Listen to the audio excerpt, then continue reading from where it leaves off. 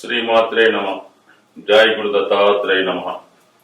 ఈ వీడియోలో మనం 2024వ సంవత్సరం జనవరి నెల మాస ఫలితాలు మేషరాశి వారికి ఏ విధంగా ఉంటాయో తెలుసుకునే ప్రయత్నం చేద్దాం. మేషరాశి వారికి రాబోయే నూతన సంవత్సర ప్రారంభం చాలా అనుకూలంగా ప్రారంభం అవడం జరుగుతుంది. ఇక్కడ రాశి అందే గురుగ్రహ సంచారం ఒక విధంగా ఈ రాశి వారికి అన్ని రకాల సమస్యల నుంచి ఒక గాడ్ ఫాదర్లా రక్షించడం జరుగుతుంటుంది. గురువు మేషరాశిలో ఉన్నంత వరకు ఇంచుమించుగా ఏప్రిల్ 30వ తారీఖు వరకు కూడా జాతకుడికి ఎటువంటి ఇబ్బందులు వచ్చినా అవి దైవ అనుగ్రహంతోనూ పెద్దల సహకారంతోనూ సంపూర్ణంగా సాల్వ్ అవడం జరుగుతుంది. ముఖ్యంగా 3 గ్రహాలు భాగ్యస్థానంలో ఉన్నది. అంటే ఏదన్నా ఒక గ్రహం 9వ స్థానంలోకి వచ్చినప్పుడు ఆ భావానికి సంబంధించినటువంటి ఫలితం అదృష్టకరంగా మారడం జరుగుతుంది. అదే లాభస్థానంలోకి గ్రహాలు వచ్చినప్పుడు ఆ భావానికి సంబంధించినటువంటి ఆ గ్రహానికి సంబంధించినటువంటి భావాలు ధనాన్ని జాతకుడికి లాభాన్ని ఇవ్వడం జరుగుతుంటుంది. మరి లాభస్థానంలో శని గ్రహ సంచారం ఆల్రెడీ కొంతకాలంగా ఉంటూ నెలంతా కూడా అదే భావంలో సంచరించడం. అంటే 2 మేజర్ గ్రహాలు గురువు ప్లస్ శని ఎప్పుడైతే సంపూర్ణంగా అనుకూలంగా ఉంటారో మిగతా గ్రహాల వల్ల పెద్ద సమస్యలు వచ్చినా ఈ మేజర్ గ్రహాలు వాటిని సాల్వ్ చేయడం జరుగుతుంది. ఇక 9వ స్థానంలో ఉన్నటువంటి రవి అంటే పంచమాధిపతి భాగ్యస్థానం. మీ యొక్క తెలివితేటలకి మీలో ఉన్న టాలెంట్కి తగిన గుర్తింపు రావుతుంది. మీ సంతానం యొక్క అభివృద్ధి మీకు ఆనందదాయకంగానూ ఉంటుంది. ఇక ఆల్రెడీ బుధాదిత్య యోగం ఏర్పడింది. అంటే షష్టాధిపతిగా మీ రాశికి శత్రుగ్రహం అంటే మీ యొక్క శత్రువులు మీ అదృష్టానికి కారణమవుతుంటారు. వాళ్ళు మీకు అనుకూలంగా సహకరిస్తారు. అంటే ఒక విధంగా భాగ్యస్థానంలో ఈ బుధాదిత్య యోగం ఏర్పడడం వల్ల జాతకుడికి తెలివితేటల విషయంలో కానీ నైపుణ్య విషయంలో కానీ సాంప్రదాయ విషయాల్లో కానీ అదృష్టపరంగా అనుకూలంగా ఉంటుంది. ఇక కుజుడు కూడా అక్కడే ఉన్నాడు. లగ్న పంచమాధిపతులు కలయిక ఒక విధంగా ఇది పూర్వపుణ్య స్థానాధిపతి రాష్ట్రాధిపతితో కలడం వల్ల పూర్వపుణ్యం కలిసి వస్తుంది. 2 అగ్నితత్వ గ్రహాలు భాగ్యస్థానంలో ఉండడం వల్ల జాతకుడు సాంప్రదాయబద్ధంగా ఉంటాడు. నాయకత్వ లక్షణాలు పెరుగుతాయి. చేపట్టిన ప్రతి కార్యక్రమం ఏదో విధంగా విజయవంతంగా పూర్తి చేసుకోవడం జరుగుతుంది. సో ఒక విధంగా శత్రువులు మిత్రులుగా మారుతారు. కోర్టుపరమైన సమస్యలు మీకు సాల్వ్ అవుతాయి.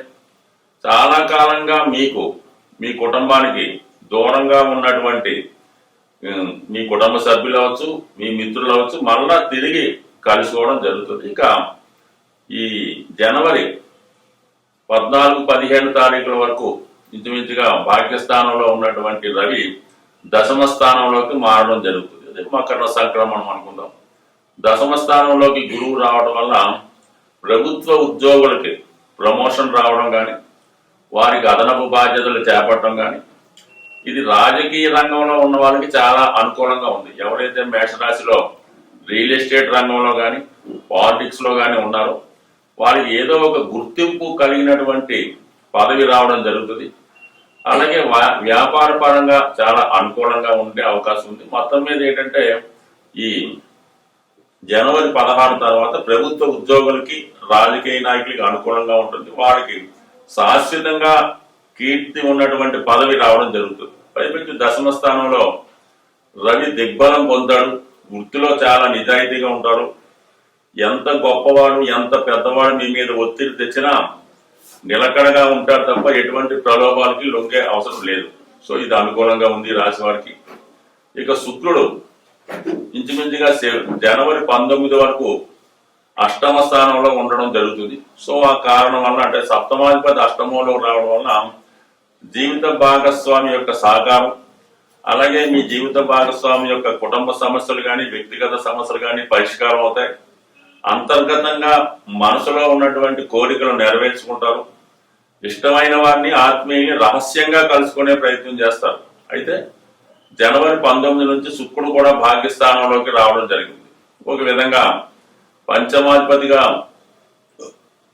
సప్తమాధిపతిగా ఉన్నటువంటి శుక్రుడితో పంచమాధిపతిగా ఉన్నటువంటి రవిని శుక్రుడు ఎప్రోజ్ అవడం అంటే ఒక విధంగా మీ యొక్క మనసులో ఉన్నటువంటి ప్రేమ వివాహం అవచ్చు, ఇష్టమైన వారిని వివాహం చేసుకునే ప్రయత్నం అంటే ఇంకా ఎప్రోజ్ అవుతుంటాడు అనమాట. అంటే మీకు సప్తమాధిపతి పంచమాధిపతిని కలుసుకునే ప్రయత్నం చేస్తూ ఉంటే పంచమాధిపతి ముందుకు వెళ్తూ ఉంటాడు, వెనక ప్రయాణిస్తుంటాడు. మొత్తం మీద అతి తొందరలో మీ యొక్క లవ్ అఫేర్ ఉంటే ఒకవేళ అది సక్సెస్ అవ్వడం.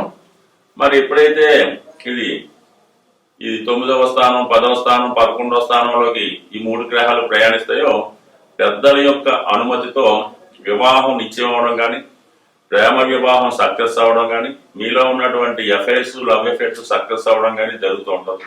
ఓవరాల్గా అన్ని గ్రహాలు మరి అంటే ఒక విధంగా సంవత్సర ప్రారంభంలో జాతకుడికి ఉన్నటువంటి గ్రహాల యొక్క స్థితి సంవత్సరం మొత్తం మీద వాటి ప్రభావాన్ని ఎంతో కొంత చూపిస్తాయి. మరి బిగినింగ్ ఈ జనవరి మేషరాశి వారికి అన్ని గ్రహాలు అనుకూలంగా ఉండడం, దాని తర్వాత మిగతా గ్రహాలైనటువంటి రాహు కేతువు కూడా 6వ స్థానంలో ఉండడం అన్నది రోగాల నుంచి విముక్తి, కోర్టు కేసుల నుంచి విముక్తి, రుణాల నుంచి విముక్తి. అంటే కుజుడు లగ్నాధిపతి రాష్ట్రాధిపతి కుజుడు ఎటువంటి ఫలితాన్ని ఇస్తాడో కేతువు కూడా అటువంటి ఫలితాన్ని ఇవ్వడం జరుగుతుండదు. అందువలన సహజ పాపగ్రహం అయినటువంటి అగ్నితత్వ గ్రహం వంటి కేతు 6వ స్థానంలో ఉంటూ ఈ సమస్యల నుంచి అంటే రుణ బాధల నుంచి శత్రువుల నుంచి విముక్తి కలిగించే అవకాశం ఉంది. అంటే ఒక్క రాహు మాత్రం వ్యతిరేక భావంలో వ్యయభావంలో ఉంటూ జాతకుని తప్పుడు మార్గంలో నడిపించే ప్రయత్నం జరుగుతుంటది. ఇతరులు అంటే మీరెవరైతే నమ్ముతారో వారు మిమ్మల్ని మోసం చేసే అవకాశం ఉంది. ఈ సమయంలో చేసినటువంటి ఇన్వెస్ట్మెంట్ బ్లాక్ అయ్యే అవకాశం ఉంది. అంటే కొంతకాలం పాటు అది ఎందుకు ఉపయోగం లేకుండా ఉండిపోవడం కానీ, మోసపోవడం కానీ, నష్టపోవడం కానీ జరిగే అవకాశం ఉంది. కాబట్టి సాధ్యమైనంత వరకు ఇతరుల యొక్క ప్రలోభాలకు లొంగకుండా మీరు ఏదైనా ఇన్వెస్ట్ చేయడం కానీ ఎవరినైనా నమ్మడం కానీ మంచిది. ఇదే సమయంలో ఇతరులు మిమ్మల్ని ప్రలోభపెట్టి ఏదో పార్టీల రూపంలోనో ఇంకో రూపంలోనూ మిమ్మల్ని మీ యొక్క మంచి నేముని చెడగొట్టే విధంగా మీ గుడ్ విల్ని పాడు చేసే విధంగా ప్రయత్నం చేసే అవకాశం ఉంటుంది. కాబట్టి సాధ్యమైనంత వరకు మరి లగ్నంలో గురువు అటువంటి వాటికి సహకరించడం కానీ ఏదో ఒక బలహీన క్షణంలో జాతకుడు వ్యసనాల వైపు కానీ మోసం వైపు కానీ ఈజీ మనీ వైపు కానీ లొంగి మంచి నేమ్ని ధనాన్ని పోగొట్టుకునే అవకాశం ఉంటుంది. కాబట్టి ఈ విషయంలో జాగ్రత్తగా ఉండడం మంచిది. బట్ ఇవన్నీ కూడా మనకి ఈ జన్మ జాతకం బట్టి నడుస్తున్నటువంటి దశలను బట్టి ఆధారపడి ఉంటాయి. జాతకంలో అంటే మన జన్మ జాతకంలో మంచి దశలు నడుస్తుంటే మంచి గ్రహాలు యాక్టివేట్ అయ్యి మంచి ఫలితాన్ని ఇవ్వడం జరుగుతుంటుంది. అదే పాపగ్రహాల యొక్క దశలు ఏ శని దశో రాహు దశో ఇలాంటి దశలు జరుగుతున్నప్పుడు పాపగ్రహాల ప్రభావం ఎక్కువగా చూపించి ఆ పాపగ్రహాల యొక్క ప్రభావం చూపిస్తూ ఉంటాయి. అప్పుడు మంచి గ్రహాలు శుభగ్రహాలు సైలెంట్ అవుతుంటాయి. కానీ అందువల్ల మీ వ్యక్తిగత జాతకం ఇంపార్టెంట్, మీ జాతకంలో జరుగుతున్నటువంటి దశలు ఇంపార్టెంట్. గోచారం అన్నది మీ జన్మ జాతకాన్ని జరుగుతున్న దశల్ని సపోర్ట్ చేస్తుంది తప్ప వ్యక్తిగతంగా జాతకంలో లేని ఫలితాన్ని ఈ గోచారం ఇచ్చే అవకాశం లేదు. అలా గోచారం ఇచ్చేలా ఉంటే గురువు యొక్క ఫలితాన్ని బట్టి ప్రతి ఒడికి పెళ్లి అవుతుంది, ప్రతి ఒడికి సంతానం కలుగుతుంది, ప్రతి ఒడికి ఉద్యోగం వస్తుంది. ఇది ఎట్టి పరిస్థితుల్లో జరగదు. జన్మ జాతకంలో ఉన్న ఫలితాన్ని మీకు గోచారం ఇవ్వడం జరుగుతుంది. కాబట్టి జన్మ జాతకాన్ని పరిశీలించి మిగతా బాగోగులు వ్యక్తిగతంగా మరి మీకు తెలుసున్న జ్యోతిష్యుడిని కానీ సంప్రదించి జాతకంలో ఉన్న దోషాలు సరి చేసుకుంటే ఇప్పుడు గోచారం బాగుంది కాబట్టి మీకు రాబోయే సంవత్సరం అంతా మంచి ఫలితాలు దొరికే అవకాశం ఉంది. స్వస్తి.